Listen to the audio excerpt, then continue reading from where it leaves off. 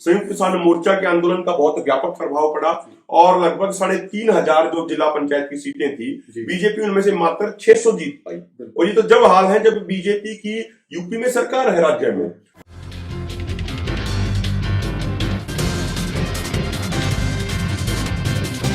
Hello, नमस्कार।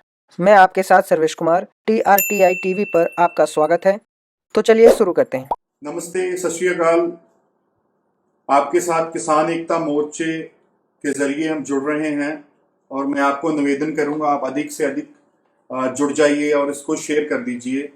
एक बहुत ही इम्पोर्टेंट जो आज का मोदी का स्पीच है उसके ऊपर हम लाइव सेशन कर रहे हैं, जो उन्होंने अपनी स्पीच में बोला है और जो किसानों के साथ बात करी है, और उसके अलावा जो हरियाणा के मुख्यमंत्री और एजुकेशन मिनिस्टर ने बात करी है उसके ऊपर हम लाइव कर रहे हैं अभिमन्यु काहड़ जी के साथ।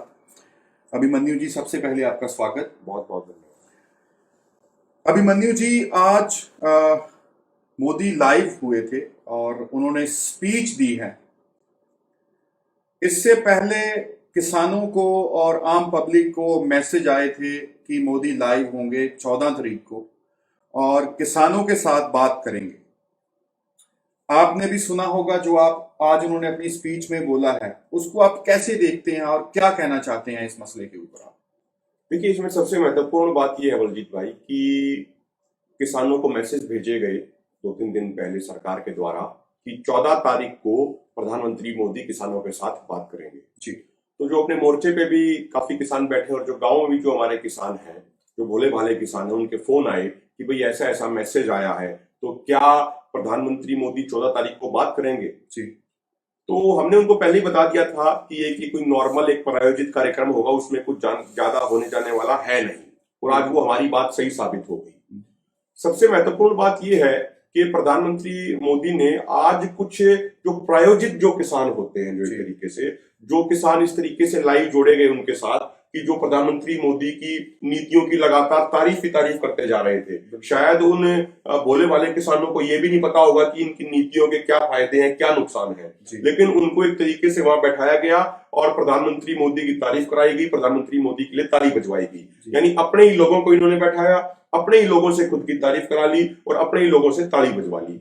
महत्वपूर्ण बात यह है कि पिछले 6 महीनों से लाखों किसान दिल्ली के बॉर्डरों पर बैठे हैं। प्रधानमंत्री मोदी को वो किसान नहीं दिख रहे हैं। प्रधानमंत्री मोदी को ये नहीं लग रहा कि भाई इन किसानों से बात करनी चाहिए, इनकी समस्याओं का समाधान करना चाहिए, ये उनके दिमाग में नहीं आ रहा है। लेकिन अपने एक तरीके से देश को गुमराह करने के लिए, ये दिखाने के लिए कि भाई मोदी किसानों से बात कर रहे हैं, तो पूरे देश को गुमराह करने के लिए, बहकाने के लिए इस तरीके के कार्यक्रम आयोजित किए जाते हैं सरकार द्वारा, जहां पे सरकार के ही सरकारी और दरबारी आदमी बैठे होते हैं और वो एक प्लान्ड वे में वो सवाल पूछते हैं। वो सवाल पहले से ही तय सवाल होते हैं और उनको ये बताया जाता है कि भाई आपको कुल मिला के जमा घटा करके प्रधानमंत्री मोदी की तारीफ करनी है। तो आज उन प्रायोजित किसानों ने इस तरीके का काम किया, उसके अलावा और कुछ नहीं था उसमें। इसी के ऊपर ही मैं आपको और पूछना चाहता हूं कि मैंने भी सुना है जैसे वो जिन किसानों के साथ वर्चुअल बात कर रहे थे मीटिंग के जरिए, वो उनको ऐसे लग रहा था कि जैसे प्री प्लान्ड उनको पहले जो सवाल हैं वो प्रश्न उनको बताए गए और वही वो पूछ रहे हैं और बहुत खुश हैं। और उसके ऊपर क्या आप कहना चाहते हैं कि ये क्या ड्रामा है? देखिए, क्या होता है कि एक जो आज पूरे देश में किसानों के मन में मोदी सरकार के प्रति जो गुस्सा है, जो नफरत है, उस चीज को ये काउंटर करने का प्रयास बीजेपी की आईटी सेल करती है। जी।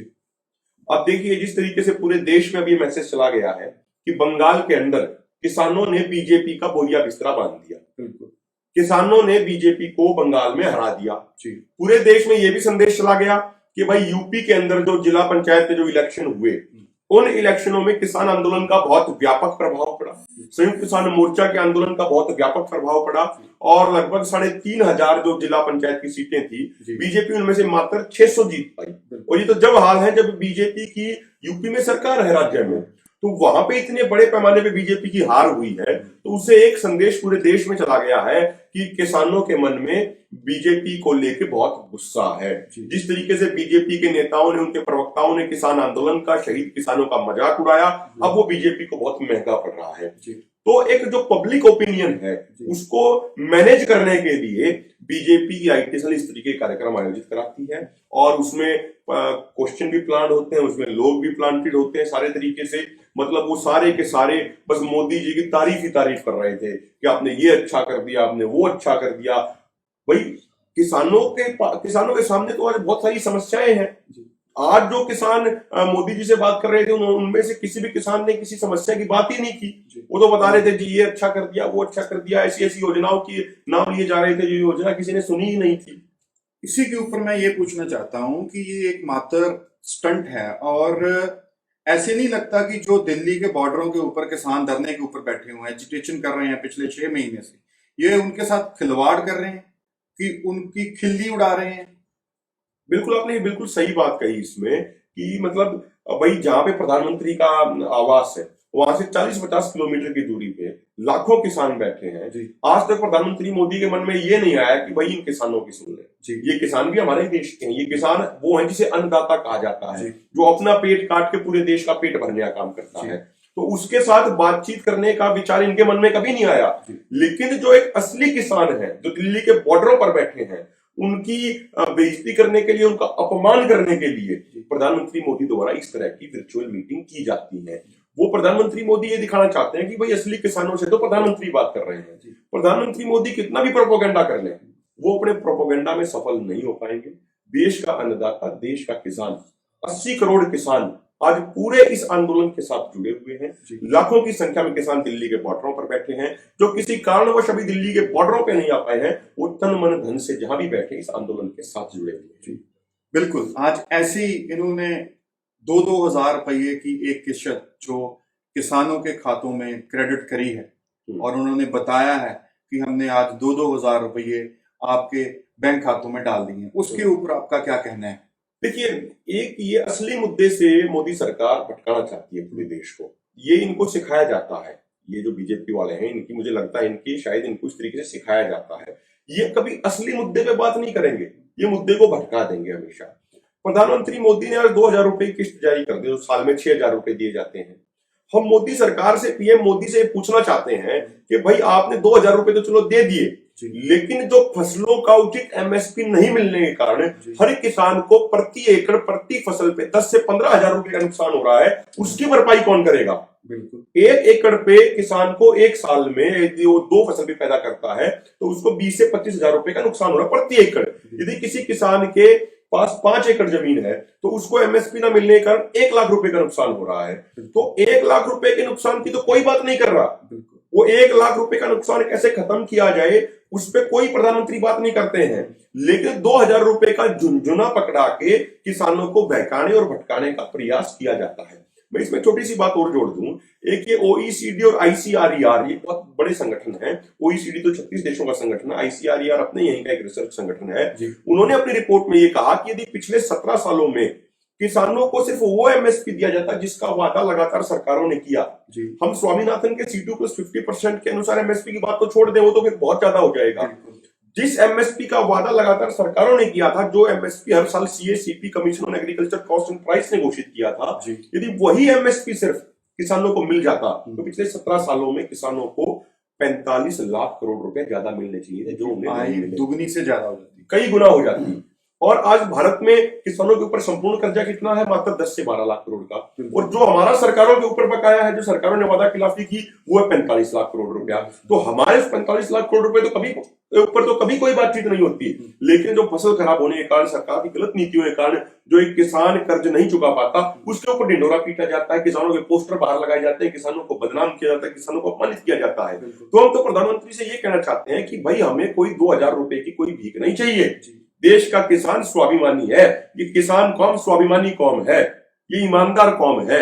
हमें एमएसपी दे दो हमारी फसलों का, जो उचित एमएसपी मिलता है उस एमएसपी पे खरीद की गारंटी का कानून बना दो। ये आप अपने 2,000 रुपए अपने पास रखो। देश के किसानों को 2,000 रुपए की भीख नहीं, देश के किसानों को उचित एमएसपी चाहिए। अभिमन्यु जी, मैं ये भी चाहता हूं कि ये भी बताइए कि 2,000 रुपए के साथ एक आम किसान और उसका परिवार कितनी देर गुजारा कर सकता है, ये बताइए। इसमें वो कितने, एक परिवार के एक सदस्य के हिस्से कितने पैसे आते हैं और उसमें क्या आएगा? देखो 6,000 रुपए मतलब साल में दिए जाते हैं, जी ठीक है जी। तो हमारे पास लगभग साल में 365 दिन हो गए। बिल्कुल। अब आप उस 6,000 रुपए को डिवाइड कर लो प्रतिदिन के हिसाब से, उसमें आए 20-20 रुपए के, 20 से भी कम रुपए आए, 15 रुपए के आसपास आए एक साल में, एक साल में, एक दिन में, एक दिन में एक परिवार के 15 रुपए आए उसमें, ठीक है। अब एक परिवार के अंदर लगभग 5 सदस्य भी होते हैं, बिल्कुल होते हैं। तो एक परिवार में एक व्यक्ति के पास डेली का 3 रुपया आया जी। अब आप मुझे ये बताइए 3 रुपए में एक आदमी क्या कर सकता है? 3 रुपए में तो उसको ना खाना मिलेगा, चाय भी नहीं मिलेगी उसको, पानी की बोतल भी नहीं मिलेगी, ना पानी ना चाय, कुछ नहीं मिलेगा उसको, ठीक है। अब आप इसको अगर महीनों के अनुसार देखें तो प्रति महीना प्रति परिवार 500 रुपया हो गया। क्या आज 500 रुपए में कोई माँ बाप अपने बच्चे को स्कूल में पढ़ा सकता है क्या? उसकी किताब नहीं आएगी 500 रुपए में, उसको खाना नहीं खिला सकता 500 रुपए 500 रुपए में 2 वक्त की रोटी नहीं खिला सकता, रोटी नहीं खिला सकता। वो ठीक ठाक जगह रोटी खाएगा, एक नॉर्मल रेस्टोरेंट में भी रोटी खाएगा तो वो रोटी नहीं खिला सकता है वो। और इस सरकार के समय में महंगाई बहुत बढ़ गई। और मैं ये भी कहना चाहता हूँ, अब आप ये भी देखिए फर्टिलाइजर के रेट कितने बढ़ा दिए, बिल्कुल कट्टा 1900 रुपए का हो गया है, बिल्कुल। तो एक तरफ ये डीएपी इतना महंगा कर दिया इन्होंने, फर्टिलाइजर इतने महंगे ये कर रहे हैं, दवाइयां इतने महंगे कर रहे हैं, और एमएसपी लगातार नीचे जाता जा रहा है, और फिर ये कह रहे हैं कि हम 2,000 रुपए का झुंझुना पकड़ा के किसानों की किस्मत बदल देंगे। इसमें एक महत्वपूर्ण बात ये भी है, आपने भी सुना होगा, अक्सर हमारे सुनते सुनते कान भी पक गए, ये बीजेपी वाले अक्सर नारा लगाते हैं कि 2022 तक किसानों की आय दोगुनी होगी। आप 2014 से पहले देखिए और आज का देखिए, सभी फसलों के दाम आधे से भी कम हो गए। जो उस समय धान जो बासमती जो 5,000-6,000 के आसपास था, जो आज वो कहां पिट रहा है, देखिए आधे से भी कम पे आ गया। तो मोदी साहब ऐसे कौन से मैथ के टीचर से पढ़े हैं कि फसलों की दाम आधे करके ये आय दोगुनी कर देंगे? भाई ऐसा कौन सा वो मैथ का टीचर, जरा हमें भी बता दो। समझिए, लास्ट में ये तो जो प्राइम मिनिस्टर मोदी ने आज संबोधन करा है, किसानों को जो बात करी है उसके ऊपर चर्चा हुई। अब आगे कोविड का टाइम चल रहा है और हम डिनाई नहीं कर सकते कि ये भयानक समय है और इससे प्रिकॉशंस लेनी चाहिए, ध्यान रखना चाहिए। जो हरियाणा के सीएम मनोहर लाल खट्टर और जो इनके शिक्षा मंत्री हैं, उन्होंने एक बहुत घिनौना बयान दिया है और रोक लगाया है किसानों के ऊपर कि हरियाणा में गांव के जो जितने भी गांव के अंदर जितनी लोगों की जान जा रही है, ये किसान आंदोलन की वजह से जा रही है, और किसानों के ऊपर ये रोक लगा दिया कि ये कोविड को फैला रहे हैं। इसके ऊपर आप उनको क्या कहना चाहते हैं? देखो, इसमें सबसे मेन बात ये है कि परमात्मा का आशीर्वाद है कि, और ये सभी संयुक्त किसान मोर्चा के नेताओं की मैं इसमें बड़ी उनकी तारीफ भी करता हूं सभी की, कि उन्होंने टाइमली प्रिकॉशन सभी धरनों पे लिए, और परमात्मा का आशीर्वाद भी है हमारे यहाँ पे एज सच कोरोना का कोई भी केस आज तक सामने नहीं आया है, और परमात्मा का आशीर्वाद रहेगा तो आगे भी कोई केस सामने नहीं आएगा। और किसानों की इम्यूनिटी वैसे भी स्ट्रांग होती है, और मोर्चा ने बहुत सारे प्रबंध किए हैं। काढ़े का हर लंगर में हमारे काढ़ा चल रहा है, और सैनिटाइजेशन भी होता है रेगुलरली, सारी चीजें यहाँ पे की जाती है। तो हमारे यहाँ पे पूरे तरीके से सेफ है। अब इसमें महत्वपूर्ण बात यह है जो हरियाणा के मुख्यमंत्री मनोहर लाल खट्टर ने बोला और शिक्षा मंत्री ने बोला। सबसे पहली बात तो ये है कि मनोहर लाल खट्टर आज कहने के लिए तो हरियाणा के मुख्यमंत्री हैं, लेकिन आज उनकी इतनी ताकत नहीं है कि वो हरियाणा में कहीं अपना हेलीकॉप्टर भी उतार के दिखा दें। किसानों में इतना गुस्सा है। हम उनसे सिर्फ 3 बातें पूछना चाहते हैं, छोटी छोटी बातें। जब ये बीमारी की एक शुरुआत हुई थी पिछले साल, तो कहां से हुई थी? जब 23 फरवरी को नमस्ते ट्रंप का कार्यक्रम आयोजित किया गया गुजरात के अंदर, और भारत के हर कोने कोने से वहां पे लोगों को बीजेपी ने बुलाया और ट्रंप का मान सम्मान कराने के लिए। उसके बाद ही भारत में ये कोरोना के केसेस आने शुरू हुए थे। उससे पहले भारत में कोई कोरोना केसेस नहीं था, आप बेशक उठा के देख लीजिए। बिल्कुल ठीक। तो यदि जो ये बीमारी है, भाई इसमें तो क्या है क्या नहीं तो डॉक्टर ही बता पाएंगे, हम तो उस पर टिप्पणी नहीं करेंगे। तो इसको लेके कौन आया? सबसे पहली बात तो ये, इसको लेके तो प्रधानमंत्री मोदी का वो कार्यक्रम लेके आया जो नमस्ते ट्रंप इन्होंने कार्यक्रम करवाया। दूसरी बात, हम इनसे ये पूछना चाहते हैं कि भाई अब टेलीविजन पे देखते हैं, अखबारों में पढ़ते हैं कि महाराष्ट्र में भी, उड़ीसा में भी, जगह जगह पे सारी जगह कोरोना के ये केस बता रहे हैं। तो वहां पे तो एक तरीके से वहां लोग तो यहां से नहीं गए ना। बिल्कुल। जो महाराष्ट्र के किसान जो यहाँ आए थे पहले बड़ी संख्या में, वो अलग अलग बॉर्डरों पे वो काफी पहले वो जा भी चुके हैं, उनकी दूरी बहुत ज्यादा थी, ट्रांसपोर्टेशन की अभी समस्या आ रही थी। तो जो महाराष्ट्र में कोरोना के केस जो आ रहे हैं, बीमारी के जो केस आ रहे हैं, वो तो किसान लेके नहीं गए ना। बिल्कुल।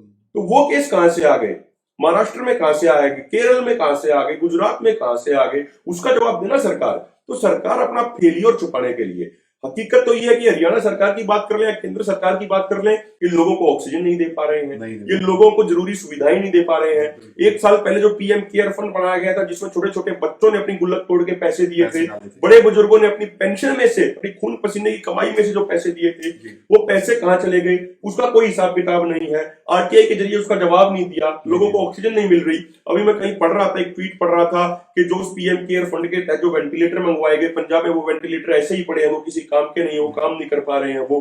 तो सवाल ये है कि ये असली सवालों से भागते हैं, ये दूसरे का आरोप लगा देते हैं बीजेपी वाले, डिस्ट्रैक्ट। और दूसरी बात, इसमें एक और बात है, बंगाल में जहां पे कुर्सी पाने का और कुर्सी बचाने का खेल चल रहा था, बिल्कुल वहां पे प्रधानमंत्री मोदी, मैंने कहीं सुना एक रैली में वो कह रहे थे कि इतनी बड़ी रैली उन्होंने कभी नहीं देखी, ठीक है। उसके 2 घंटे बाद आके वो दिल्ली में आके प्रधानमंत्री मोदी कहते हैं कि 2 गज की दूरी और मास्क है जरूरी, और 2 घंटे पहले ये कह रहे थे कि इतनी बड़ी जन सैलाब, इतनी बड़ी रैली उन्होंने कभी नहीं देखी।